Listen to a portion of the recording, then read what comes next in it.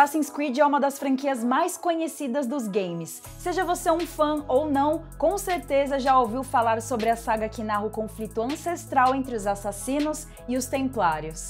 E neste episódio, o PG Game está aqui para te contar a origem de todo esse sucesso.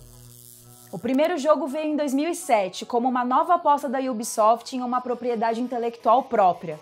A empresa francesa, já veterana da indústria, queria tentar uma abordagem diferente com um conceito de jogos baseados em fatos históricos. A ideia era encaixar esse elemento narrativo em um gameplay dinâmico de ação e com uma boa dose de furtividade, e foi o que aconteceu. Mas esse conceito acabou nascendo antes mesmo da Ubisoft entender que deveria criar uma nova franquia para isso. Na época, eles até cogitaram usar essa ideia de alguma maneira em um spin-off de Prince of Persia, que já fazia sucesso no mundo todo. Mas eles logo perceberam que deveriam apostar em algo completamente novo, e foi assim que o designer Patrice Desilets passou a liderar a equipe que trabalharia na primeira tentativa de jogo de mundo aberto da Ubisoft. Ao seu lado estava outro nome muito conhecido da indústria, a produtora Jade Raymond. Poucos anos depois nasceu o primeiro Assassin's Creed, um jogo que tem uma conexão com fatos históricos, ao mesmo tempo que inclui elementos de ficção científica nos tempos atuais. Toda essa mistura de elementos deixou muita gente animada. O protagonista da história é Altair, membro da Ordem Secreta dos Assassinos que viveu em 1191. Já o cenário alterna entre as cidades de Jerusalém, Damasco e Acre, mas não a do Brasil, essa cidade de Acre é na Galileia. Assim, a equipe consolidou o desejo de fazer algo baseado na época da Terceira Cruzada, mas com elementos fictícios próprios. Ao mesmo tempo, a gente controla Desmond Miles, um descendente de Altair que vive no século XXI e é capaz de viver as memórias do seu antepassado por meio de uma máquina chamada Animus, da organização Abstergo. O primeiro Assassin's Creed superou as expectativas da Ubisoft. A temática, somada ao gameplay inovador, pegou todo mundo de surpresa de um jeito positivo. Um ano depois, Altair Chronicles foi lançado para o Nintendo DS como um spin-off, e no ano seguinte foi a vez de Assassin's Creed 2, que chegou ainda melhor do que o primeiro filho da saga. Na sequência, a Ubisoft provou que estava ouvindo os fãs e alterou alguns pontos do jogo de 2007. Altair não era mais o protagonista, mas sim o carismático Ezio, em uma história baseada na Renascença italiana. Nessa altura, a Ubisoft já havia estabelecido uma fórmula de sucesso. A ambientação histórica com recriação de cidades antigas que existiram no passado ou que ainda existem se tornou um dos pilares da saga ao lado da participação de personalidades importantes para o mundo. Para os jogadores que gostam de história, esses aspectos se tornaram um grande diferencial da experiência. Além disso, as mecânicas de parkour e furtividade também fizeram toda a diferença para o combate e exploração, simplesmente porque a sensação era de que tudo isso era realmente novo para o gênero de jogos de ação. E toda a estética visual dos personagens e a trilha sonora épica também contribuíram para o sucesso. Para entender melhor como Assassin's Creed impactou a indústria, a gente conversou com o Calil Augusto, do canal Gamer Liu Games e fã de longa data da franquia. Assassin's Creed, pra mim, ele foi muito mais que um game, sabe? Pra mim, ele foi uma válvula, né? Uma válvula de escape muito grande. Eu me lembro que por muitas vezes eu chegava em casa estressado, eu trabalhava com um call center, lidava com um cliente me xingando o dia inteiro, e eu chegava que eu não queria nem ver minha mãe, não queria ver ninguém na frente, eu queria descansar, né? Mas depois que esses games foram saindo, eu passei a viajar. Pois é, mano, graças à incrível ambientação que a Ubisoft sempre fez em seus jogos, eu pude, de fato, me sentir, né, dentro daquele universo como até então eu não tinha me sentido em outros games, né?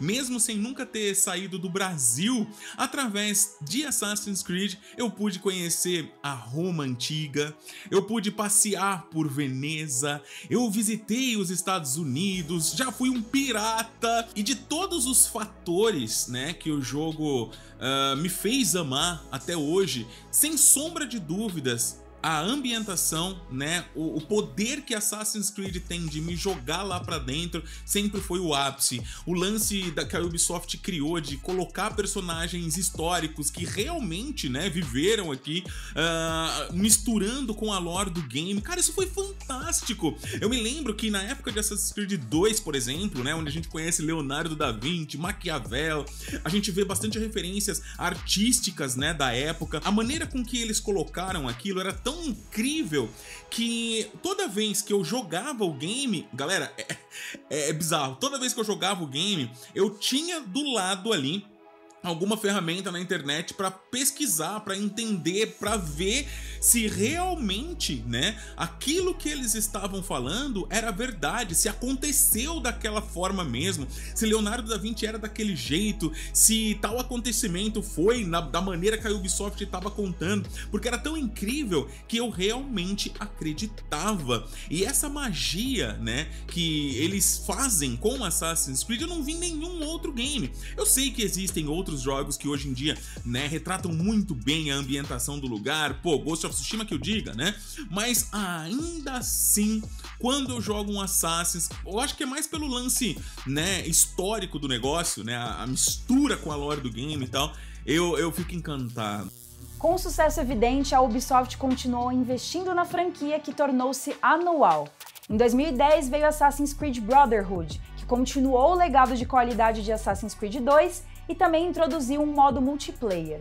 Já Revelations, de 2011, foi o último game do queridinho protagonista Ezio. Depois dos primeiros lançamentos, a saga passou a introduzir aos poucos novos conceitos que mudariam alguns aspectos do gameplay. Por exemplo, Assassin's Creed 4 Black Flag, de 2013, é um dos jogos favoritos dos fãs porque traz uma temática pirata com batalhas navais. Já Assassin's Creed Syndicate, de 2015, foi o primeiro da franquia a ter dois protagonistas jogáveis, os irmãos Jacob e Evie Frye. A partir daqui, a Ubisoft sabia que precisava inovar ainda mais e apostar em ideias mais ambiciosas para manter o interesse do público. Foi em Assassin's Creed Origins, de 2017, que o mundo aberto da saga ficou muito maior e mais denso. Odyssey, de 2018, seguiu essa ideia, mas introduziu mecânicas típicas de um RPG de ação. Isso continuou em Valhalla, de 2020, mas o tão elogiado conceito narrativo de Assassin's Creed permaneceu em todos os lançamentos da saga principal. Entre lançamentos principais e spin-offs, os fãs já puderam explorar períodos como o Egito Antigo, a Revolução Russa, Grécia Antiga, Era Viking, Dinastia Ming, Inglaterra Vitoriana, Revolução Francesa e por aí vai. E esse é um dos pontos que mantém o interesse na saga tão alto, porque cria expectativa nos fãs de qual período histórico será explorado em um próximo lançamento.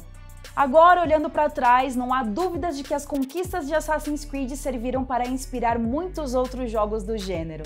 O game mais recente é Assassin's Creed Mirage, que é uma verdadeira carta de amor aos primeiros jogos da franquia, ao apostar em uma história mais densa e curta.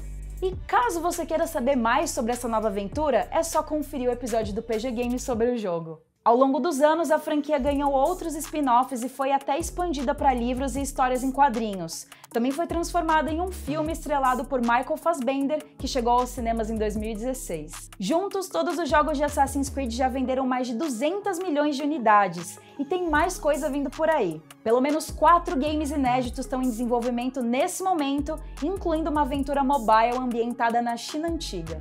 Além disso, a Netflix está trabalhando em uma nova série live action que vai adaptar os eventos de Assassin's Creed. E aí, quais são as suas expectativas para o futuro de Assassin's Creed? Qual que é o seu jogo favorito da saga? Conta pra gente nos comentários. A gente se vê no próximo PG Games, um beijo e até lá!